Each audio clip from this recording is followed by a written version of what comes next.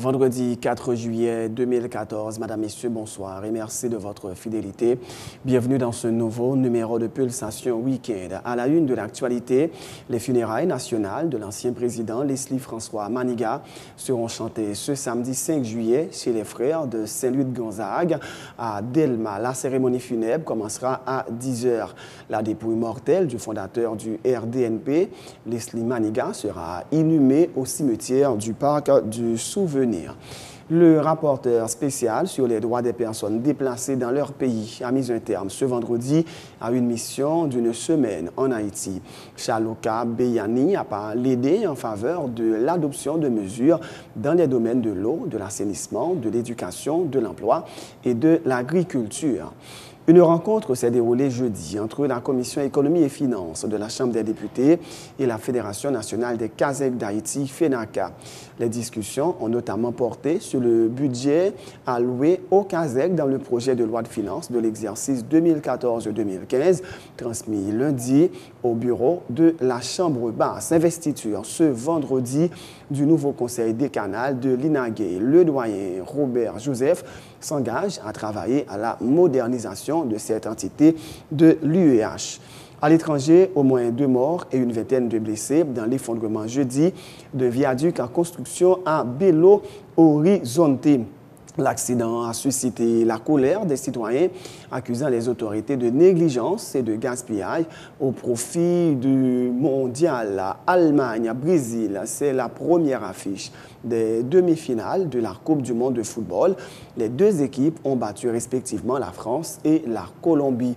L'Américaine d'origine haïtienne Victoria Duval, âgée de 18 ans, a annoncé ce vendredi qu'elle souffrait d'un cancer. La joueuse de tennis est victime de la maladie de Hodgkin. Son entourage affirme que la tumeur serait assez isolée pour qu'une complète guérison dans quelques mois soit espérée. Madame, Messieurs, restez branchés pour le développement de ces titres et de bien d'autres.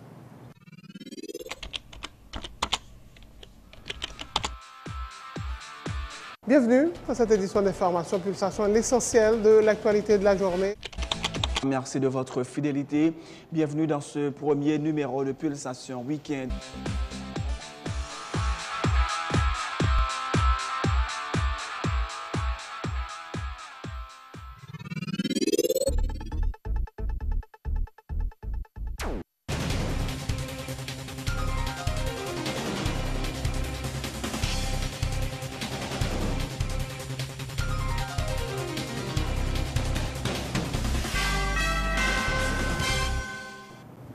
Chef, bienvenue dans le développement du journal en couverture. Les funérailles nationales de l'ancien président Leslie François Maniga seront chantées ce samedi 5 juillet chez les frères de Saint-Louis de Gonzague à Delma. Les cérémonies officielles débuteront à 7 h du matin avec l'exposition de la dépouille mortelle du fondateur du RDNP et les salutations funèbres.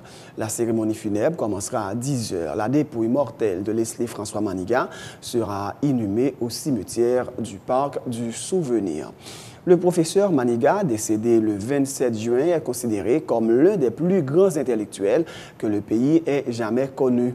Le représentant des cours d'appel au CSPJ, Max Elibert, appelle la jeunesse haïtienne à le prendre comme exemple, soulignant que la valeur de l'éducation et de l'instruction dépasse les frontières. Monsieur Maniga, il reconnaît par tout Haïtien comme une valeur inestimable qui n'a pas de prix. Et Haïti, son petit pays. Mais lors Maniga devant, c'est un plus gros garçon qui était à Kabaye. Et pas de pays sur la terre qui a aimé M. Maniga et comme une pièce rare dans le monument la Caillou, dans le musée la Caillou. Donc c'est un monument national. Et comme il y a des gens qui disent, c'est après sa mort que nous va découvrir sa vraie dimension. Donc, on a tendance, leur vivant, à minimiser, mais c'est après la mort que vous allez découvrir une vraie dimension. Donc, c'est une perte énorme pour un pays comme le pays d'Haïti. Même lorsqu'il était là, il était malade, mais le fait qu'il était présent, c'était un paquet de bagalités pour Haïti. Donc, nous pensons que la jeunesse actuelle, le monde intellectuel, a encouragé notre travail à faire parce que c'est un domaine que Haïti, ou bien Haïtien qui a campé tête pour tête avec tout pays, l'ennemi intellectuel de haut niveau au campé, donc nous pas petit, nous égale toute nation. Donc nous avons encouragé l'école haïtienne Et parce que je ne dis à l'école, certaines écoles, ou bien l'éducation en général est au rabais, il faut faire un effort pour mettre l'éducation à un niveau, il était toujours là. Et chaque monde individuellement, il faut faire un effort pour avancer tout, parce que les livres sont encore là. Et donc, c'est nous-mêmes qui avons pour ambition pour nous arriver dans un niveau qui nous doit arriver pour gagner un pile maniga à l'avenir dans le pays. Autre point de l'actualité, le rapporteur spécial sur les droits des personnes déplacées dans leur pays a mis un terme ce vendredi à une mission d'une semaine en Haïti. Au cours de sa visite dans le pays, Chaloka Biyani s'est entretenu notamment avec des personnalités politiques haïtiennes, dont un conseiller du chef de l'État, le ministre de la Justice et la ministre déléguée aux droits de l'homme et à la lutte contre la pauvreté. Se félicitant des avancées réalisées dans le cadre du relogement des personnes déplacées après le tremblement de terre de janvier 2010, l'expert indépendant a plaidé en faveur de la promotion d'une politique de développement de manière à trouver des solutions durables pour les personnes déplacées et vulnérables, soulignant que la fermeture des camps ne signifie pas que des solutions durables ont été trouvées. Chaloka Biyani plaide en faveur de l'adoption de mesures dans les domaines de l'eau, de l'assainissement, de l'éducation, de l'emploi et de l'agriculture. 4 ans après le séisme et les déplacements massifs, temps de trouver des solutions durables pour les personnes déplacées internes. Le but de la visite était par conséquent de voir quelles sont les opportunités, les obstacles à la recherche de solutions durables. Le résultat de la visite est de pouvoir mettre en place des politiques, des mécanismes, des structures adaptés. La démarche jusqu'à maintenant a consisté à prendre la situation d'urgence, situation humanitaire, et à déplacer les individus en les mettant dans des camps et dans des sites de déplacés, précarisant ainsi leur situation. Il est par conséquent essentiel d'intégrer les déplacés dans toutes les politiques de développement, notamment les politiques d'éducation, de santé, d'emploi et les activités génératrices de revenus. Là que les acteurs de développement doivent se mobiliser. Ceux qui travaillent à la question du logement sont préoccupés par le fait que les politiques du logement n'ont pas tenu compte de la situation des déplacés. Il faut également que les déplacés soient intégrés dans les quartiers et puissent avoir des opportunités de développement et d'emploi, pas seulement dans les zones urbaines, mais aussi dans les zones rurales. Si nous avions 1,5 million de déplacés tout de suite après le séisme, il n'en reste plus aujourd'hui que 100 000 environ. Il faut absolument un changement de mentalité de la part des déplacés. Au lieu d'attendre, de s'attendre à des interventions et à des aides de la part de la communauté internationale et des organisations internationales, il faudrait maintenant qu'ils s'attendent à des mesures et une mobilisation du gouvernement ici. Le gouvernement va mettre en place des politiques publiques, créer un budget nécessaire aussi pour atteindre cet objectif. La communauté internationale pourra ainsi apporter son aide pour l'exécution du budget. Alors ensuite, il faut passer à la phase d'exécution du projet et du budget, et c'est là que les partenaires au développement peuvent aider à l'exécution de ces projets et de ce budget. Il faut bien entendu que les déplacés se mobilisent aussi. Autre point de l'actualité, une rencontre s'est déroulée jeudi entre les membres de la Commission économie et finances de la Chambre des députés et une délégation de la Fédération nationale des Kazakh d'Haïti, FENACA. Les discussions ont notamment porté sur le budget alloué aux Kazakh dans le projet de loi de finances de l'exercice 2014-2015, transmis lundi au bureau de la Chambre basse. Le président de la FENACA, Paul André, parle de discussions fructueuses ayant permis aux Kazakh de partager leurs préoccupations avec les parlementaires, notamment pour ce qui est de la disponibilité des fonds communaux pour le développement territorial. C'est une satisfaction pour la Fédération nationale et pour tout Kazakh, parce que depuis la loi finance à voter, nous n'avons pas jamais participé et nous n'avons pas jamais inséré dans le budget. Et mission fédération, c'était arrivé et pour section communale impliquée dans le budget national là. C'est vrai, nous devons regarder qui formule avec le Parlement, comment le décaissement a fait. Nous connaissons et il y a 3 mois pour arriver là pour l'année fiscale la finie. C'est que nous discutons en long et en large avec satisfaction, je dirais. Et non, c'était inquiétude et tout Kazakh qui parle aujourd'hui. Hier, Kazakh étaient réunis. C'était inquiétude, nous fait avancer l'inquiétude et nous joignons des éléments de solution ensemble, comment nous pouvons arriver à cette solution. Et l'inquiétude là, c'était vraiment, est-ce que tout Kazakh a privé de ces fonds ça?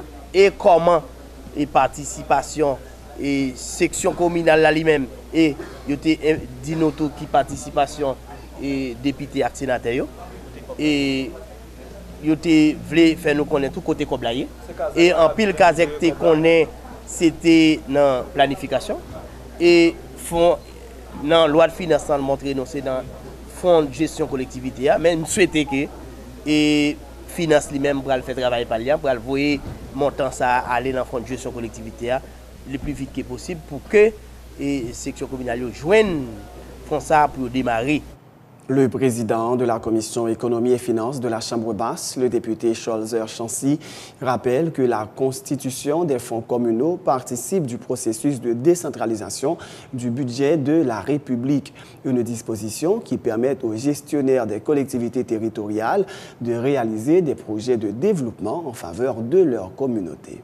Nous-mêmes, dans le niveau commission, nous prenons temps pour nous expliquer comment font en fait, c'est par le souci même de parlementaires, députés et sénateurs, pour qu'ils soient capables de porter de amélioration et en termes de ça, comment c'est même déconcentrer le budget pays et c'est sous fonds collectivité à Koblaye et ils font même exigence à tout fonds. Mais cependant, ça qui sortit dans la rencontre là, c'est que ils demandent de faire une invitation ou bien une convocation pour nous inviter ou bien convoquer le ministre intérieur avec le ministre Finances dans l'autre rencontre pour qu'on ait exactement avant 30 septembre qu'il est que comme ça à mettre à disposition de sections communales pour capable faire de projets qui ont caractère scolaire pour protection de l'environnement, sur l'agriculture, etc. Donc, moi, je pense que c'est une très bonne initiative et nous-mêmes avons toujours accompagné Kazekyo et Kazekyo même porte-parlement ouvre pour que nous soyons capables de discuter en fait entre nous pour nous regarder comment on a apporté de amélioration dans les conditions de vie de gens qui vivent dans l'arrière-pays. Et globalement, enveloppe ça, normalement, le premier montant, c'est 1 million de minimum. Et c'est une répartition qui est faite par les deux assemblées, les députés et les sénateurs, sur fonds collectivité territoriale. Pour l'ensemble des sections, sommes dans combien de députés? Pour l'ensemble des sections? Non, c'est pour l'ensemble des sections, là, environ 570 millions, à environ 1 million par section. Donc, pas oublier que fonds communaux qui 10 millions aujourd'hui, c'est 700 000 liés. Parce que nous-mêmes, comme élus, comme députés, comme sénateurs, nous avons une responsabilité pour que nous portions de changements en dedans section côté plus loin. Autre point de l'actualité, un nouveau conseil décanal a pris investiture ce vendredi à la tête de l'Institut national d'administration, de gestion et des hautes études internationales. Après son élection en mai dernier, il est présidé par le professeur Robert Joseph qui s'engage à travailler à la modernisation de l'INAGE, de l'actualisation du cursus à l'introduction des programmes du deuxième cycle. Le nouveau doyen a fait part de ses priorités. Il est également question de mettre en place un conseil de discipline et un bureau d'assistance et de vie estudiantine en vue notamment d'encadrer les étudiants. L'actualisation des cursus jusqu'à l'introduction des programmes de deuxième cycle sera parmi les priorités de ce nouveau conseil décanal et une meilleure allocation des ressources accordées à la bibliothèque. La coopération internationale, par le biais du Conseil exécutif de l'Université d'État d'Haïti, sera sollicitée, la recherche renforcée, mais le choix d'un rapport de stage également proposé aux étudiants en fin de premier cycle. Le Conseil élu s'attachera à réorganiser les services administratifs afin d'en tirer le meilleur rendement possible. Informatiser le secrétariat académique, particulièrement les différentes étapes du processus d'enregistrement des étudiants de l'inscription à la tenue des fichiers individuels de ces étudiants. Un conseil de discipline sera également mis en place, composé des coordonnateurs des options académiques, de professeurs et d'étudiants élus dans leurs comités respectifs. Les turbulences irrégulières qui traversent l'INAGE sont pour la plupart dus à de multiples facteurs d'ordre social. Le Conseil décanal mettra en place un bureau d'assistance et vie étudiantine qui aura pour attribution principale l'encadrement des étudiants et la recherche d'opportunités en faveur de ces derniers. Elle s'occupera également des placements, stages et emplois, de l'organisation d'activités à caractère sportif, social et culturel. Des étudiants de l'INAGE disent souhaiter que le nouveau conseil décanal arrive à matérialiser ses nombreuses promesses de campagne. Ils réclament des changements positifs au sein de la faculté. Je pense que le conseil là lui-même devra le travail et des conseils avec étudiants de façon que pour ça qui pas un espace là pour être mettre. Par exemple, nous avons parlé d'un cafétéria tout que nous que mérite un cafétéria dans l'espace là. Je pense que le conseil là lui-même nous va travailler sur le projet ça. À part de cafétéria, bon, un certain nombre d'étudiants qui étaient expulsés dans l'espace là. Ou même en tant qu'étudiant qui a évolué dans l'espace là, dis-nous, est-ce que tu as une décision que tu prends pour te réintégrer? Bon, jusqu'à présent, moi vois que les étudiants eux-mêmes ont toujours fonctionné dans l'espace là, mais pas d'une façon clarificative. Est-ce que les étudiants sont réintégrés ou bien non? Mais moi toujours étudiant à fonctionner dans l'espace là. Même pas connaître si ils ont une décision d'une manière clarificative qui prend et de façon que pour réintégrer les étudiants dans l'espace là. Pendant la période de campagne électorale là, les candidats ont fait par ensemble de suggestions qu'ils ont fait pour les étudiants à partir qu'ils ont remporté l'élection. Et monsieur qui remporte l'élection par rapport à la déclaration qu'il a faite, nous attendons qu'il y ait un changement qui va le faire dans l'INAGE. Pour moi-même, j'attends que l'INAGE pas ait une autre structure. Ça veut dire tout ensemble activités qui peuvent marcher tout bien dans l'INAGE. Merci de l'avoir suivi, mais juste avant de vous quitter, voici le rappel des titres. Les funérailles nationales de l'ancien président Leslie François Maniga seront chantées ce samedi 5 juillet chez les frères de Saint-Louis de Gonzague à Delma.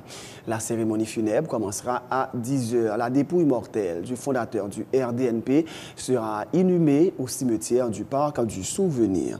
Le rapporteur spécial sur les droits des personnes déplacées dans leur pays a mis un terme ce vendredi à une mission d'une semaine en Haïti. Chaloka Beyani a plaidé en faveur de l'adoption de mesures dans les domaines de l'eau, de l'assainissement, de l'éducation, de l'emploi et de l'agriculture. Une rencontre s'est déroulée jeudi entre la Commission économie et finances de la Chambre des députés et la Fédération nationale des Kazèques d'Haïti, FENACA. Les discussions ont notamment porté sur le budget alloué aux Kazèques dans le projet de loi de finances de l'exercice 2014 à 2015, transmis lundi au bureau de la Chambre basse. Investiture ce vendredi du nouveau conseil décanal de l'INAGE. Le doyen Robert Joseph s'engage à travailler à la modernisation de cette entité de l'UEH. À l'étranger, au moins 2 morts et une vingtaine de blessés dans l'effondrement jeudi d'un viaduc en construction à Belo Horizonte. L'accident a suscité la colère des citoyens accusant les autorités de négligence et de gaspillage au profit du mondial. Allemagne-Brésil, c'est la première affiche des demi-finales de la Coupe du Monde. Les deux équipes ont respectivement battu la France et la Colombie.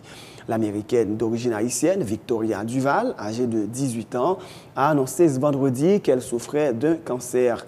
La joueuse de tennis est victime de la maladie de Hodgkin, cancer du système lymphatique. Son entourage affirme que la tumeur serait assez isolée pour qu'une complète guérison dans quelques mois soit espérée. C'est la fin de ce journal. Merci de l'avoir suivi. Bonne suite de programme et surtout, bon week-end sur Télé Pluriel.